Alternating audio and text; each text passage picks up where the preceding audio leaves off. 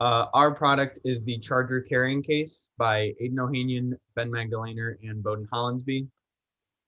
So at the beginning of the year, we knew we were going to have to pick a problem to work on.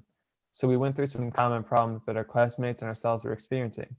We saw a common thread among a lot of people having issues with their phone batteries and chargers. So we decided to do some more research on that issue, and we wrote a problem statement.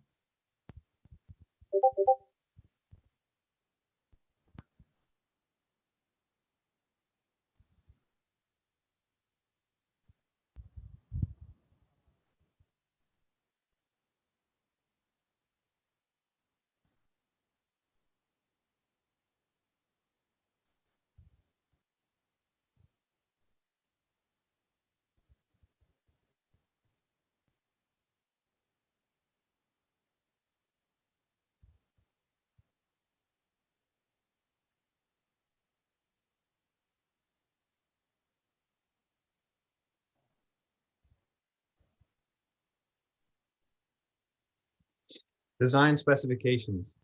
Some design specifications that we had for our product were that it must be small enough to fit in a pocket and not cause discomfort.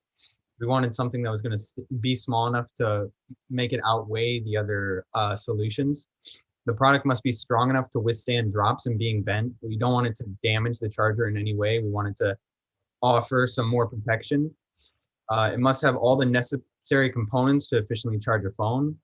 It must be able to be cheaply produced. This is so that we can keep the price low, because obviously it's not its own invention. It's just to carry a charger. So we want it to be cheap. The product must look aesthetically pleasing attached to the keychain. We don't want our design to be an eyesore or look out of place. The product must be able to fit snugly over the charger head it is designed for. We don't want any components coming loose and they could possibly fall out or break. Product must be convenient to pull out and plug into an outlet. We want everything to be as fast as possible when using the device so that it's not a waste of time. The case will be 3D printed to keep costs down, and the case will support the standard issued Apple charging cord along with USB charging cords. So why was the idea chosen? We looked at off-brand chargers and found that a lot of them were super unreliable and they could be dangerous to their phone's health. Standard iPhone cables frequently bend and break when you store them incorrectly, so we want something that you could use to store your iPhone cables without causing any bendage or breakage and would be able to safely store it. Our phone chargers are also often one of the most left behind items when going on a trip. So we want something that you'd be able to store your charger in and bring it with you easily.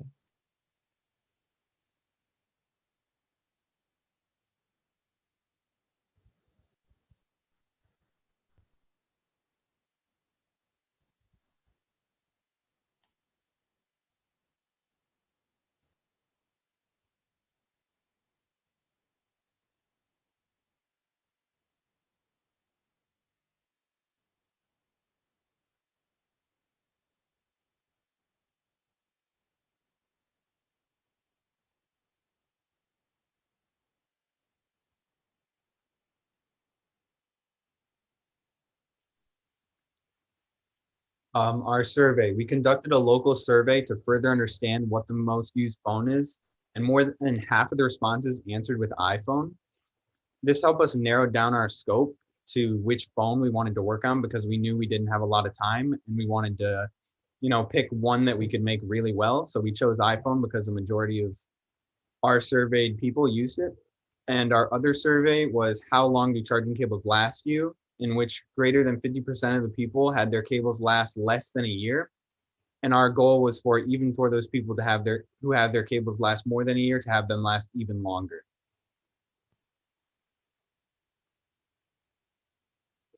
So our initial solution is this one. You can see drawn out here. Originally, we decided to use a rectangular charging case because we thought it would look more aesthetically pleasing and be easier to manufacture. You can see on the right-hand side, we wanted to include a slot for a keychain, just in case anyone wanted to use that, because we figured a lot of people have keychains that they would want to be able to attach it to. We have our charging cable being able to coil around the whole thing, which we originally thought would be pretty easy for this, just because it can slot around the whole thing, and then you don't have to do any extra work to store it without causing any bending in the cord.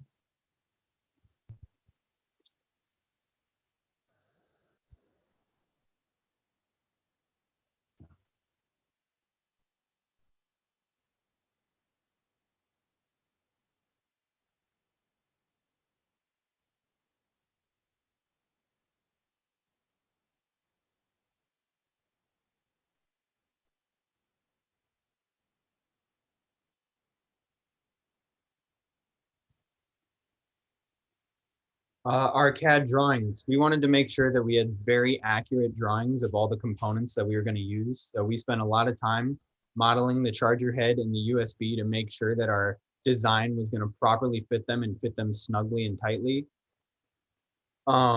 Here's our annotated drawing in the bottom left, where you can see we go over all the details of what's going to hold the charger and what's going to hold the end cables and how we wanted the design to work.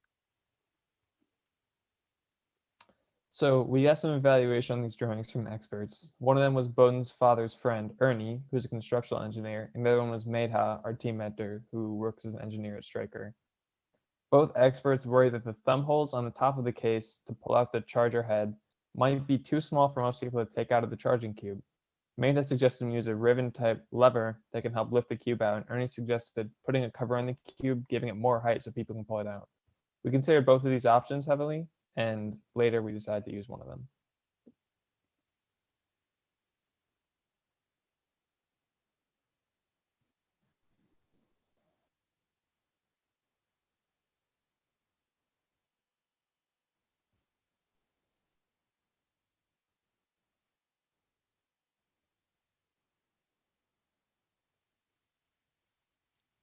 Our first drop test, this was the one that was unsuccessful. We had too low of an infill for the not very strong plastic. So when dropped from a height of 10 feet, we were seeing chips on the sides and front.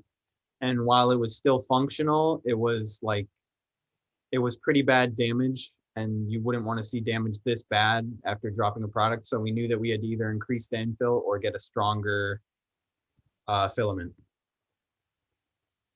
So after dropping it from 10 feet with 15% infill, we noticed there's a lot of damage done, like shown on the previous slide.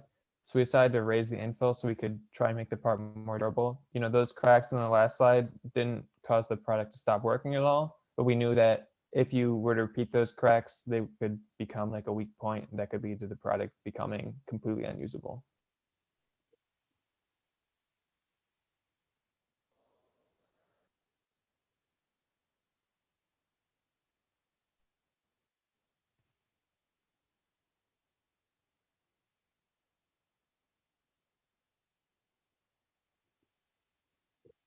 The second drop test analysis.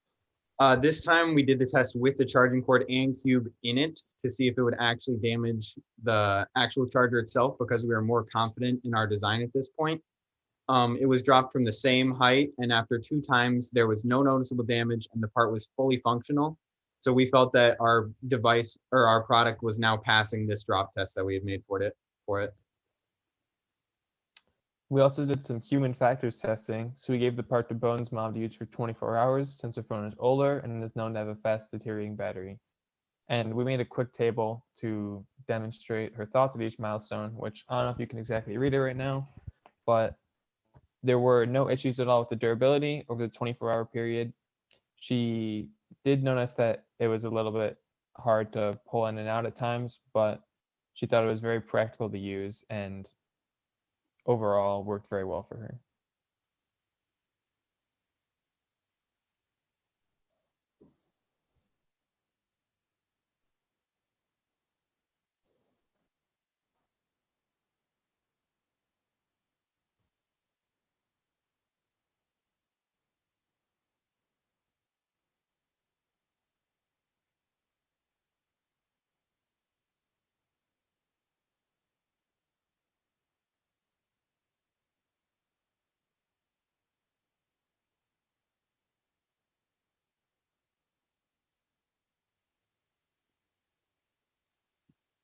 So here's our final product.